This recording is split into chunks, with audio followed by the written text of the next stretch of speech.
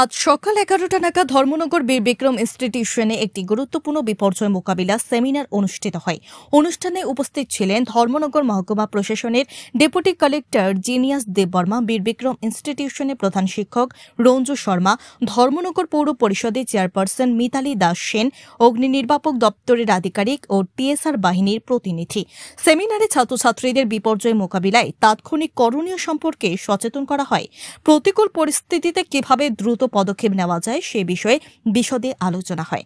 অনুষ্ঠানটি পৌর পরিষদের চেয়ারপারসন মিতালি দাস সেন ও অন্যান্য অতিথিরা প্রদীপ প্রজ্বলনের মাধ্যমে আনুষ্ঠানিকভাবে উদ্বোধন করেন। অনুষ্ঠানটি ছাত্রছাত্রীদের জন্য শিক্ষা ও সচেতনতার একটি গুরুত্বপূর্ণ প্ল্যাটফর্ম হিসেবে চিহ্নিত হয়। এবং আমাদের তুফান বা সাইক্লোন এই সমস্ত জিনিস বোঝায়। তো আমরা যে ভূমিকম্প যেটা হয় সেটা কিন্তু আগাম আমরা জানতে পারি না।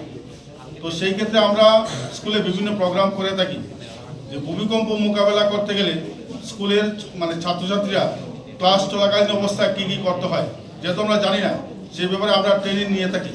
তো আজকের এই প্রোগ্রামে আমরা কিভাবে ভূমিকম্প মোকাবেলা করব সেই ব্যাপারে আমরা জানব। তাছাড়া আমরা বিভিন্ন সময় অগ্নিসংযোগ ঘটে, আমাদের স্কুলেও হতে পারে, বাজারে হতে পারে বা আমার বাড়িঘরে হতে পারে। তো অগ্নিসংযোগ বিভিন্ন রকম হয়ে থাকে। যেমন আমরা গত বছরটা আমি জেনেছি এখানে যে ইলেকট্রিকের থেকে যে অগ্নিসংযোগ হয় সেটা কিন্তু মারাত্মক ভয়ানক।